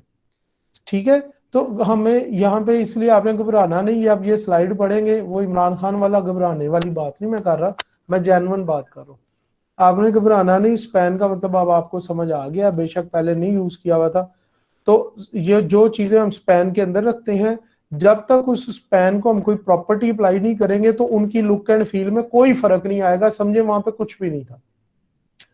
ठीक है, नेक्स्ट है जी, input name is equal to first, type is equal to text, size is equal to 20, max length is equal to 30।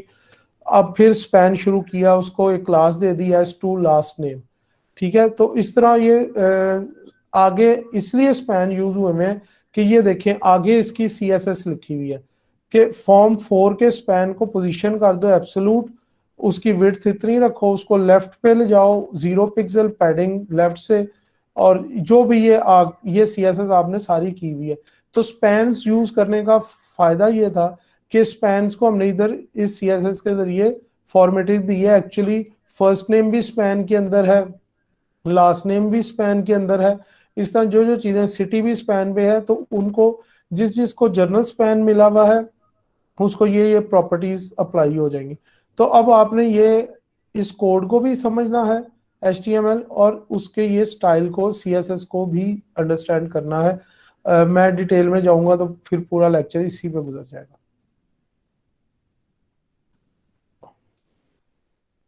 So the HTML5 has added new features to forms such as placeholder attribute already discussed above, email, telephone के लिए input type जो है वो हमारे पास telephone की आ जाएगी, and URL input types are additional.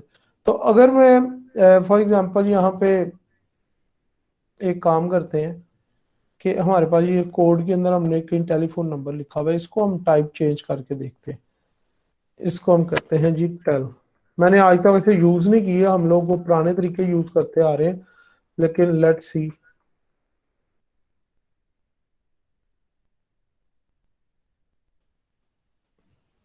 Apparently तो कोई फर्क नहीं पड़ा, बाकी यानी कि टाइप बन गई है वो वहां पे वैसे ही है, लेकिन कोई फर्क नहीं उसमें पड़ा। बहरहाल कोडिंग के अंदर इसका मतलब है आपको पता लग जाएगा बस कि यार ये टेलीफोन के लिए बनाई हुई है, ये इनपुट टाइप टेक्स्ट है। तो इसी तरह आपकी इनपुट टाइप ईमेल भी आगे भी है, और इस तरह हमारे पास और है, इनको आप यूज करके देखें। उसके अलावा एक और ऑप्शन जबरदस्त है, उस ऑप्शन का नाम है पैटर्न। पैटर्न का फायदा ये है कि जो पैटर्न आप देंगे वही चीज एंटर होगी, जो पैटर्न आप नहीं देंगे वो एंटर नहीं होगा।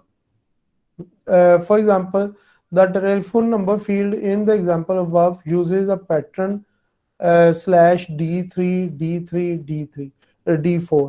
एक्चुअली ये पैटर्न को हमने स्लैश के साथ बताना है डिजिट और कितने डिजिट्स, फिर डैश, फिर कितने डिजिट्स।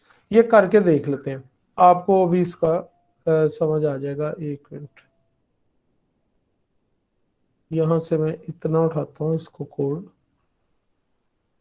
कंट्रोल C किया हमने, और इसको मैं टेक्स्ट ही कर देता हूँ दोबारा। और यहाँ पे हम ये फोन की इनपुट टाइप के अंदर प्लेस होल्डर में ख़त्म कर रहा हूँ। उसकी रीज़न है कि वो हमारे पैटर्न से मैच नहीं करता जो मैंने प्लेस होल्डर डाला है।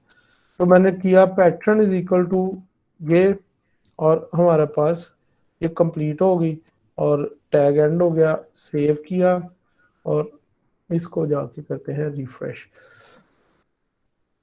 अच्छा जी, ये हमारा कोई पैराग्राफ खराब हो गया, जो बटन ऊपर आ गए।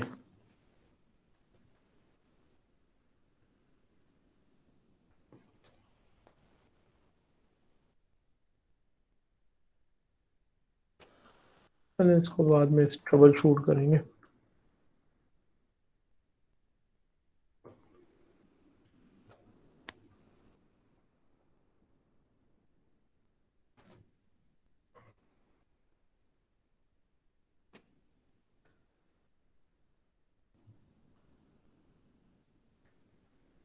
इनपुट टाइप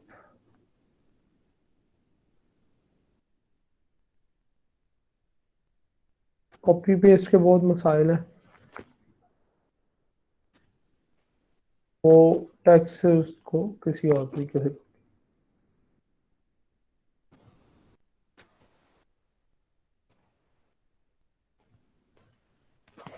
नोट किया आपने कि मैंने फोन की फील्ड में कुछ लिखा है और मैंने यहाँ पे सबमिट का बटन दबाया है, तो मैसेज आया please match the requested format.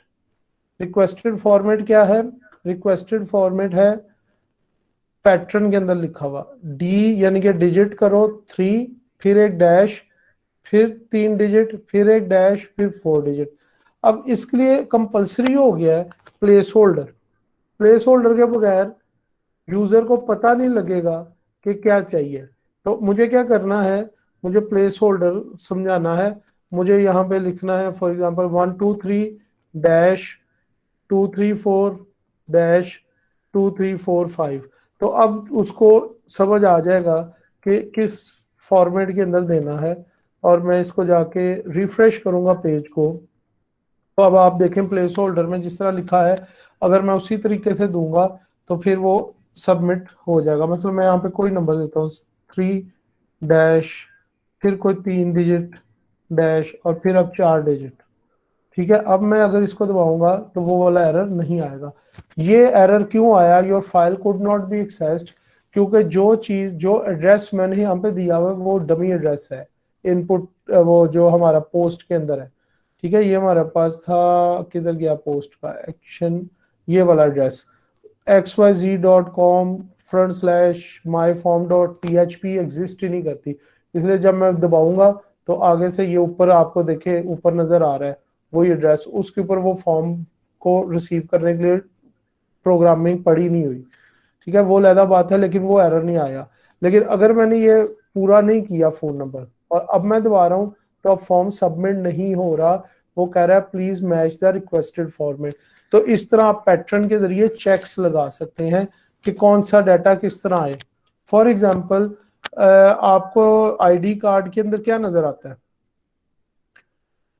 Dash fields नजर आती हैं, या आपने अगर क्रेडिट कार्ड यूज किए हो तो उसमें डैश फील्ड्स नजर आती हैं ना। एक्चुअली जहां पे भी क्रेडिट कार्ड एंटर करना हो या आईडी कार्ड एंटर करना हो वो बगैर डैश के एंटर होता है। ठीक है, तो उसके लिए फिर आप क्या कर सकते हैं, आप यही पैटर्न लगा सकते हैं।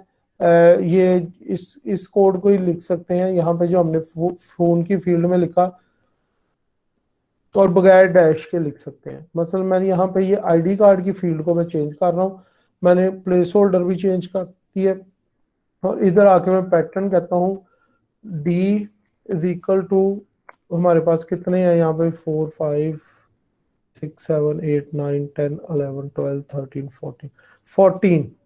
ठीक है, कोई डैश नहीं है, कोई कुछ नहीं है, और इसको मैं यहाँ पे कंप्लीट कर दिया। ठीक है, तो अब क्या होगा, सेव करें और इसको करें, तो अब वो मेरे से 14 फील्ड्स मांगेगा, 1 2 3 4 5 6 7 8 9 10 11 12 13 14। और इसी तरह फोन नंबर की भी उसी सीक्वेंस में तीन होने चाहिए, फिर कोई 3 होने चाहिए, फिर 4 होने चाहिए।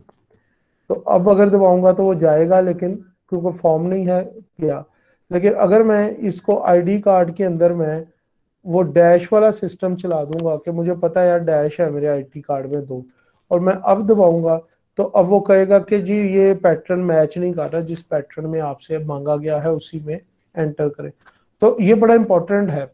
उसकी रीजन है बच्चों, रीजन ये है कि जिस बंदे ने वो प्रोग्रामिंग की है बैकएंड की, उसको एक खास फील्ड में डाटा चाहिए। अब मैं फोन नंबर फिल करूं तो मैं डैश के साथ फिल करूं, आप फोन नंबर फिल करें बगैर डैश के फिल करें, एक बंदा आईडी कार्ड फिल करे वो डैश के साथ फिल करे, दूसरा करे वो बगैर डैश के करे, तो वो किस तरह हैंडल करेगा इस डाटा को। उसको तो डाटा एक तरह का चाहिए, डाटाबेस में तो एक तरह का डाटा स्टोर होना है एक तरीके से। ठीक है, तो उसको इसलिए पैटर्न बनाना पड़ता है, और वो उसी पैटर्न का डाटा रिसीव करेगा। जब तक यूजर वो पैटर्न नहीं फॉलो करता तो फॉर्म सबमिट नहीं होता।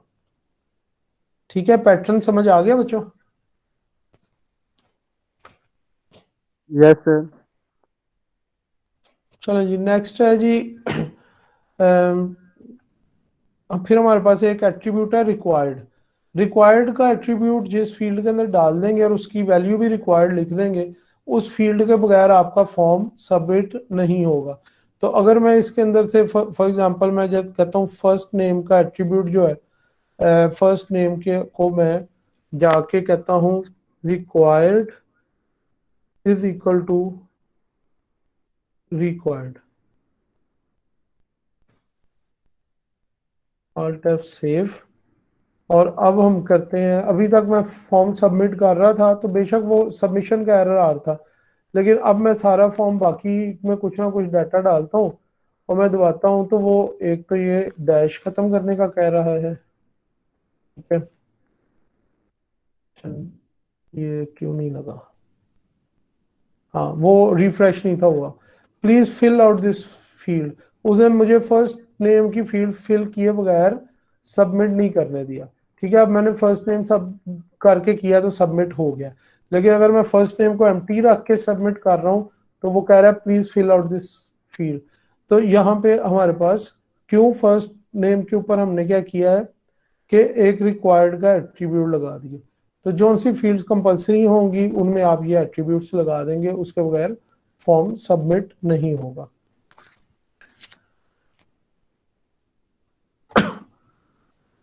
फिर आपके पास टेलीफोन नंबर के लिए आ गई, यूआरएल के लिए आ गई, फील्ड्स आ गई या नहीं।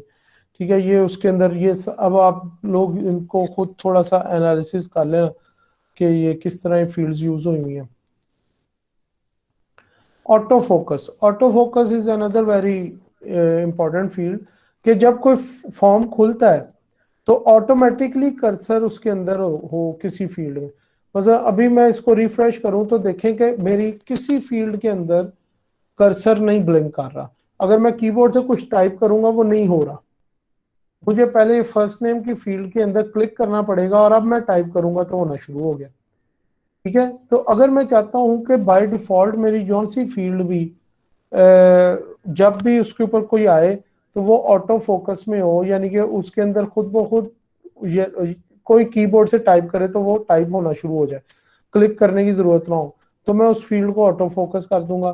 फॉर एग्जांपल फर्स्ट नेम को ही हम करते हैं, एक और एट्रीब्यूट ऐड कर लेते हैं ये, तो वहां पे कहता हूँ autofocus is equal to autofocus. Alt F save किया हमने और अब हम इसको रिफ्रेश करेंगे तो देखिए खुद ब खुद पहले ही ये रिफ्रेश करने से उसके अंदर ही कर्सर ब्लिंक आ रहा है। सिर्फ चेकिंग के लिए कि ये तो पहली फील्ड है, कि इसका होता ही ना हो, मैं इसको कट कर रहा हूँ यहाँ से। ठीक है, कट कर दिया और ऑटो फोकस हमने रख दिया आईडी कार्ड की फील्ड में। ठीक है, आईडी कार्ड में प्लेस होल्डर भी डला हुआ है, उस प्लेस होल्डर के आगे जाके मैंने पेस्ट कर दिया ये ऑटो फोकस आईडी कार्ड वाली फील्ड के अंदर। ठीक है, ये आईडी कार्ड की फील्ड का पूरा कोड है। तो एंड पे मैंने ऑटो फोकस डाल दिया, ऑल्ट एफ सेव किया। अब देखिए पेज रिफ्रेश किया है तो ऑटोमेटिकली आईडी कार्ड के अंदर कर्सर ब्लिंक कर रहा है। तो जिस फील्ड के अंदर आप चाहते हैं डिफॉल्ट कर्सर हो उसको आप ऑटो फोकस पे कर देते हैं। आगे हमारे पास एक फील्ड आती है जिसके अंदर हमने लंबे कमेंट्स लेने होते हैं, यानी कि वो simple text input type text के अंदर अच्छी नहीं है। उस फील्ड को अब उसको हम इनपुट नहीं कहते, उसको हम कहते हैं टेक्स्ट एरिया।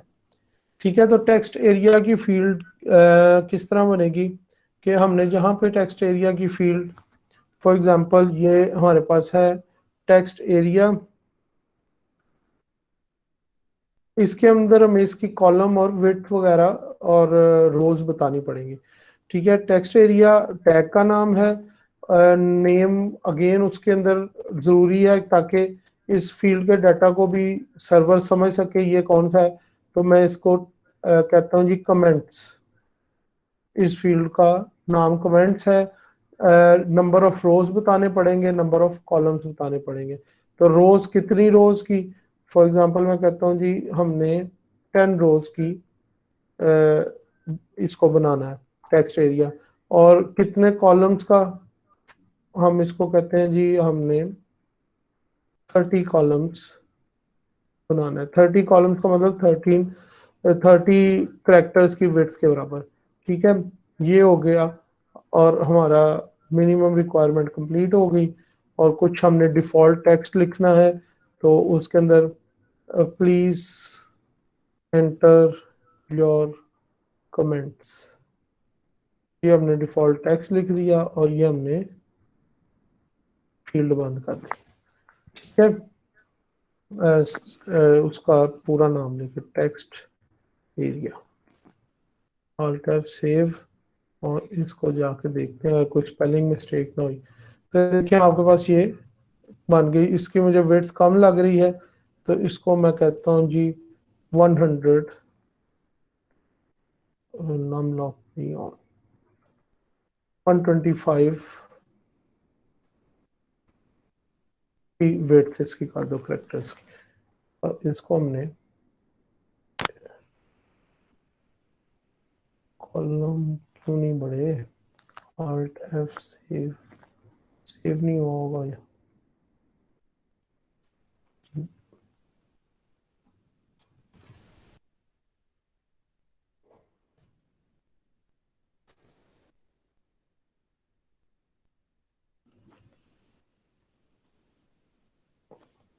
तक कहीं पे कहीं कुछ चीज मिसिंग है। बहरहाल ये कॉलम अभी इंक्रीज नहीं हो रहे, कहीं पे मेरे से कोई चीज डिलीट हो गई है या कोई समझ नहीं आ रही।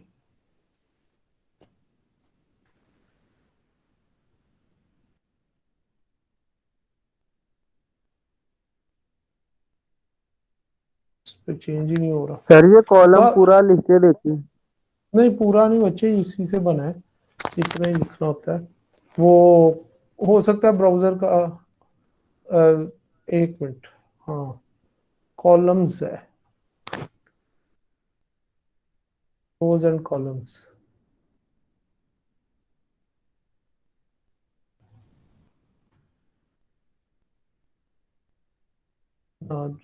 एस मिसिंग था।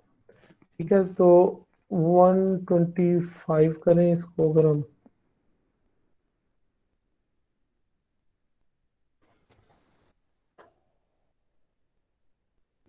तो 125 भी थोड़े ज्यादा ही है।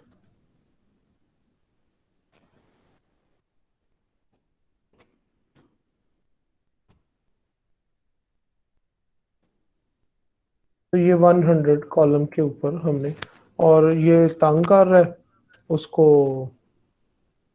तो यहाँ पर हम एक बी आर दे देते हैं, वो निचला उसके ऊपर आ रहा है। सेव करते हैं, रिफ्रेश करते हैं, तो ये नीचे दोनों आ गए। ठीक है, इस तरह का कोई अगर वो आगे आ रहा था तो उसको बी आर दे दिया। तो इसको वो प्लीज एंटर योर कमेंट्स को हम अपने जो भी लिखते हैं। ठीक है, तो ये हो गया हमारा वो जो कमेंटिंग एरिया या text area. Labeling applied using the label tag become associated with form element, and click on the label is the same as clicking on the form element. This feature is especially useful with checkboxes and radio buttons, since people often expect to be able to click on label tags to activate the checkbox. There are two ways to associate a label with a form element, such as a text field. You can enclose the form element within label or label starting. You can use the for attribute of label tag and matches to id of।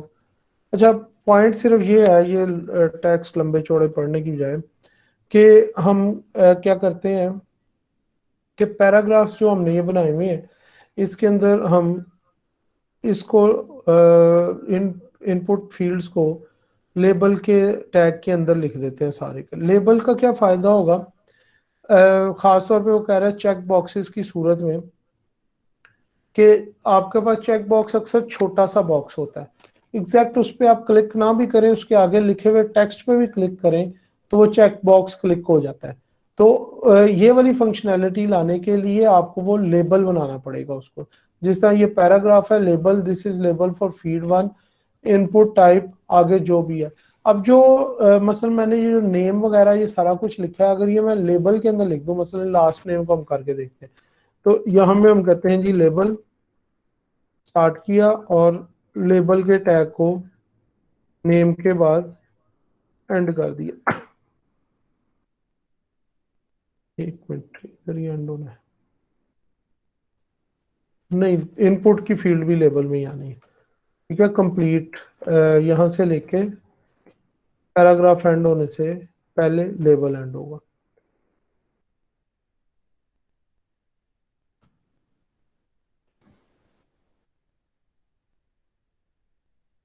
इसका फायदा ये है कि मैं ये first name पे click कर रहा हूँ, ठीक है, फर्स्ट नेम क्लिक होता जा रहा है, ब्लू हो जाता है डबल क्लिक करने से, लेकिन उसकी फील्ड में कर्सर नहीं जा रहा। लेकिन ये मैं लास्ट नेम पे क्लिक कर रहा हूँ, लास्ट नेम पे लगाया था, लेबल लगाया किधर था, लास्ट नेम पे लेबल,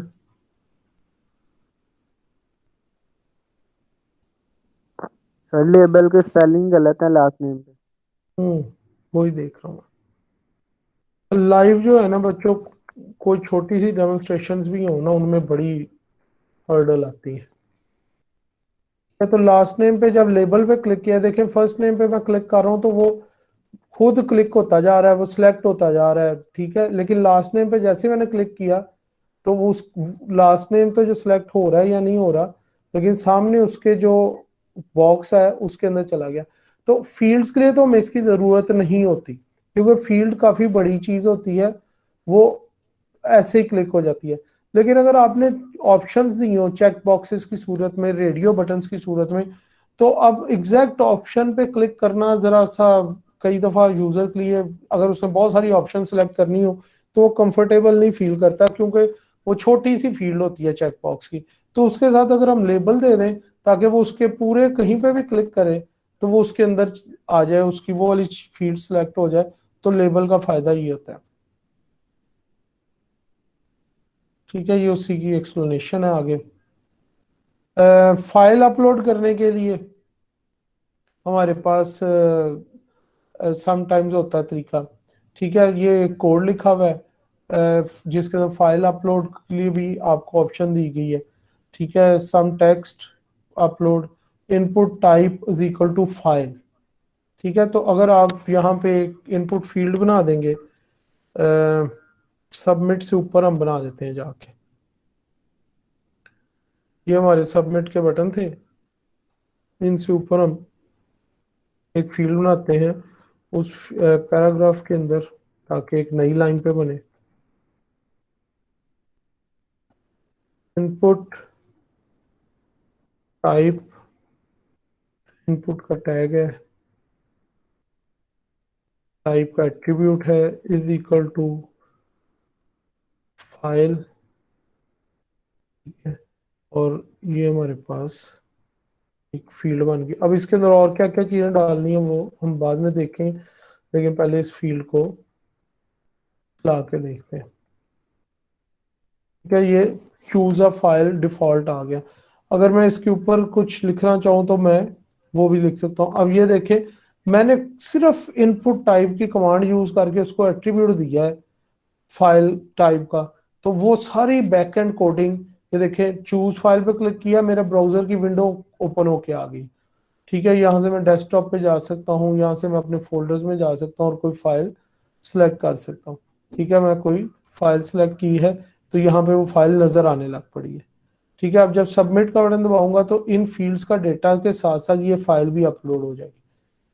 तो ये आपके पास फाइल का टाइप के अंदर भी है।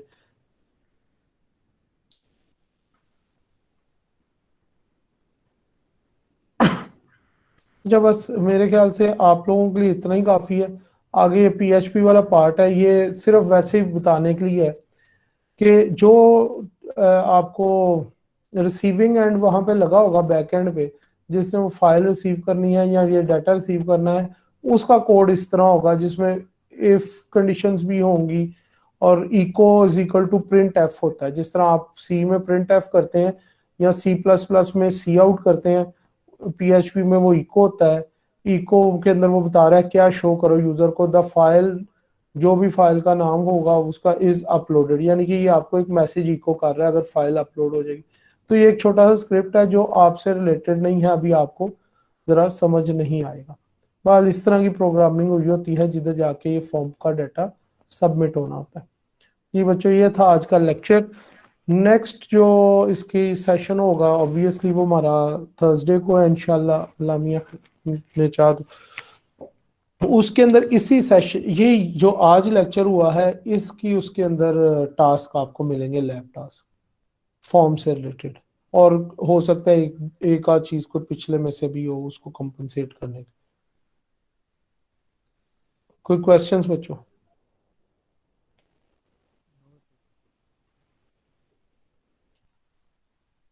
जी स्टूडेंट्स, क्वेश्चन प्लीज। अब नो आप सर। जर्नल क्वेश्चन भी कर सकते हैं जो जरूरी नहीं इस लेक्चर से हों। एक तो बात ये देख लें कि क्योंकि मैं बहुत ज़्यादा सवेर बीमार रहा हूँ, और मैं अकेला नहीं, मेरी सारी फैमिली साथ बीमार थी, मेरी मदर फादर और वाइफ भी थी, हमारी पूरी फैमिली आइसोलेशन में है। तो उस वजह से ऑब्वियसली मेरा वो लेक्चर एक आपके साथ पेंडिंग चला गया, और उसका नतीजा ये है कि मैं जो आपकी लैब एग्ज़ाम रखा हुआ था ट्यूसडे का ज़हन में था मेरे, आपसे डिस्कस भी किया था। अब वो ट्यूसडे की बजाय उसी वीक में थर्सडे वाली लैब के अंदर होगा। थर्सडे को हमारा बनता है 28। पहले वो 26 को होना था, अब वो मैं 28 को स्केड्यूल करूंगा, क्योंकि उससे पहले मैंने 2 सेशंस आपके एटलीस्ट करने हैं ताकि हमारा वो सेशंस कंप्लीट हो। एक तो हमारा स्केड्यूल्ड है 21 को, और एक जो हमारा मिस हुआ था उसको हम फिर से फ्राइडे को इंशाल्लाह ऑप्शन रखते हैं। तो ट्यूसडे को आपका रेगुलर होगा, फ्राइडे को आपका वो होगा मिस्ड वाला। और जो सर 26 है उस दिन मैं आपको रिवीजन कराऊंगा, जो आपको चीज़ें पूछनी होंगी, जो कॉन्सेप्ट्स पूछने होंगे वो सारा लाइव होगा उस दिन। मैं लेक्चर नहीं लूंगा, आप पूछेंगे और मैं आपको एक्सप्लेन करूंगा। और थर्सडे को हम एग्ज़ाम अपना कंडक्ट करेंगे लैब का। अब लैब एग्ज़ाम में क्या क्या आना है, बेसिकली लैब एग्ज़ाम के 2 पार्ट्स होंगे। एक पार्ट होगा एमसीक्यूज बेस्ड क्वेश्चंस, यानी कि 2 पार्ट्स के अंदर से पहले पार्ट के भी 2 पार्ट होंगे। पहले पार्ट को आप एग्जाम पार्ट कह लें और दूसरे पार्ट को आप टास्क पार्ट कह लें।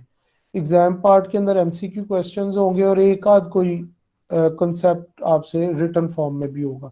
वो सारा गूगल फॉर्म पे होना है, जिस तरह आप लोगों ने क्विज़ेस नहीं दिए हुए मुझे, गूगल फॉर्म के ऊपर ही आप सबमिट करेंगे उसके वो एमसीक्यूज भी, और जो एक क्वेश्चन होगा जिसको आपने लिखना होगा कोई 8-6 लाइनों का, वो भी आपने उस पर ही होगा। जो सेकंड पार्ट होगा वो होगा टास्क वाला। और इंटरेस्टिंग बात जरा सुन लें, गौर कर लें। जो इसका टास्क है ना, लैब का टास्क, वो उसके अंदर वर्ड प्रेस का जो हमने लैब सेशंस किए हुए हैं ना, वो इंक्लूडेड होगा।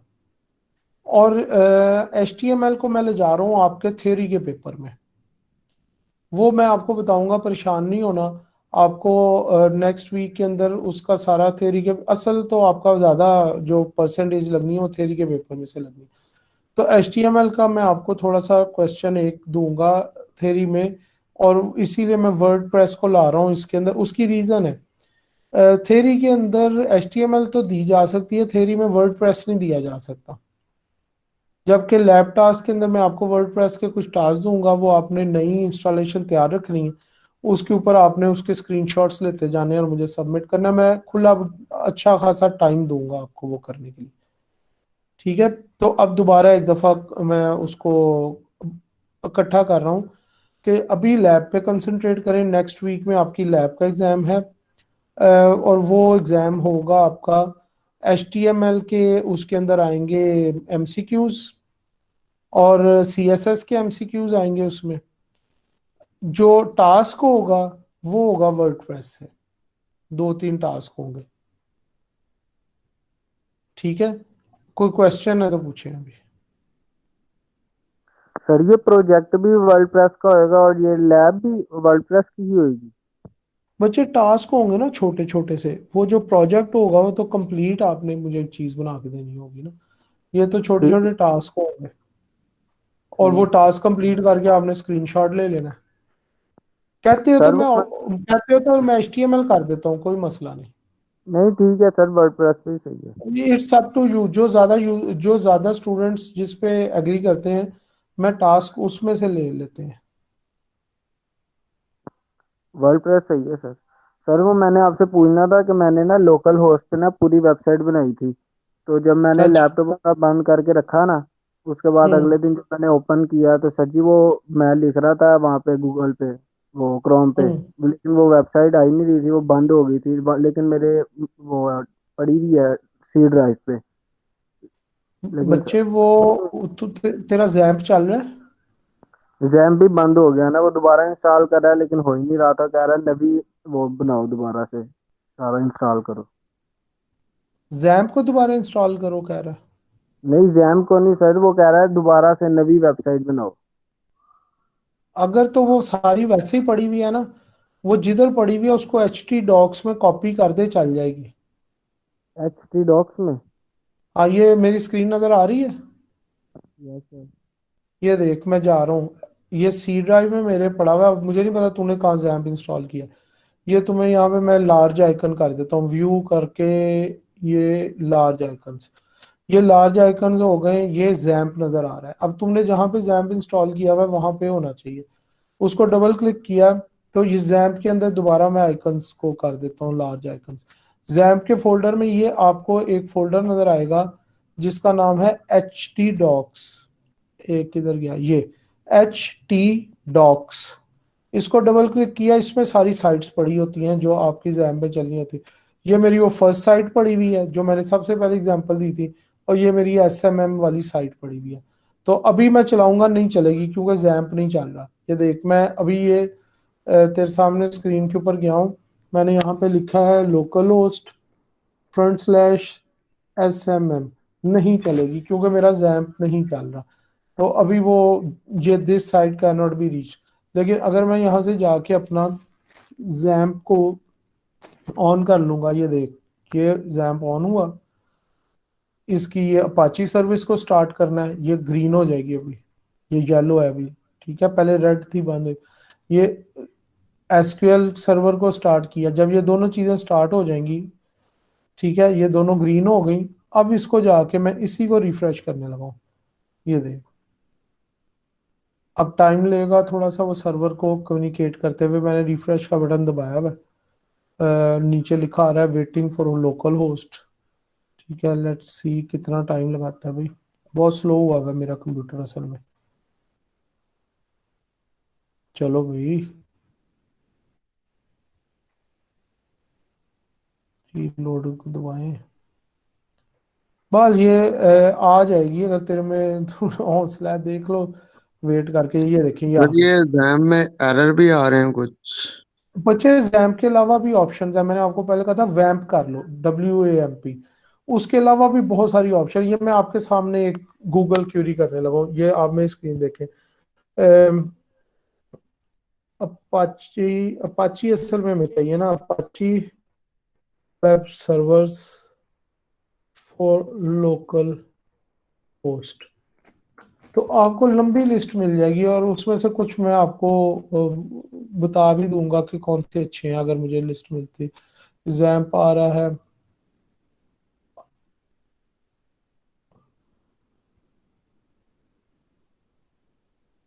ये 7 बेस्ट को ओपन कर लिया है, इसको देखते हैं। इसमें से एक दो को मैं आपको बता भी दूंगा, बहुत इजी भी है। ले जी, जैम्प है, लैम्प है, लैम्प, ये सारे हैं। इनमें से आप कोई भी जो आपको इजी लगे वो कर लें, ठीक है। तो वैम्प जो है वो काफ़ी यानी कि थोड़ा सा उसकी फंक्शनैलिटी वैम्प से थोड़ी कम है कुछ चीज़ें, लेकिन जो आपको चाहिए वो सारा कुछ पूरा करेगा।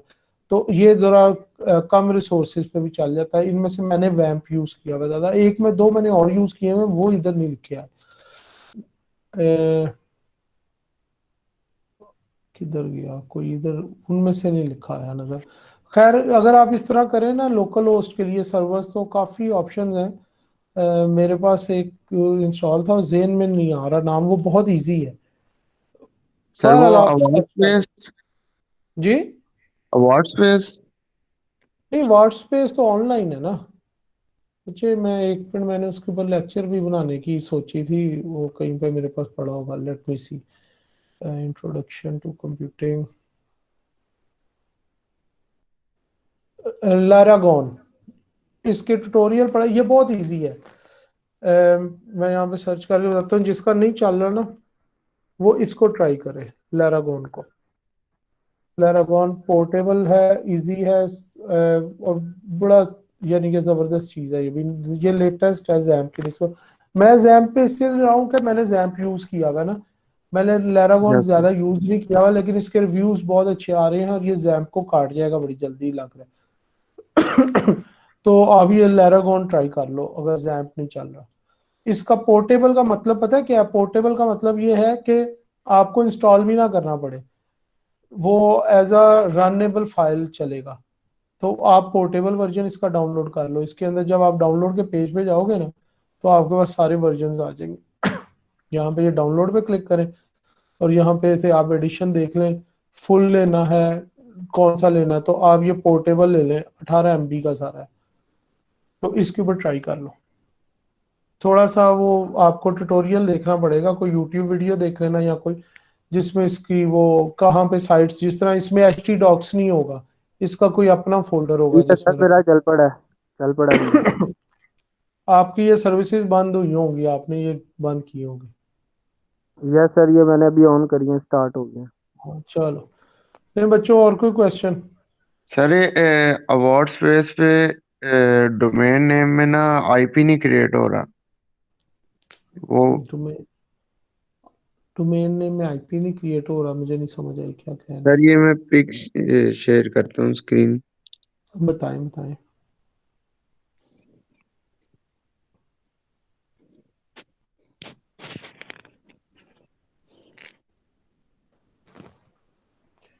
वो अपनी उसी से स्क्रीन शेयर कर देनी थी। सर एक मिनट एक मिनट।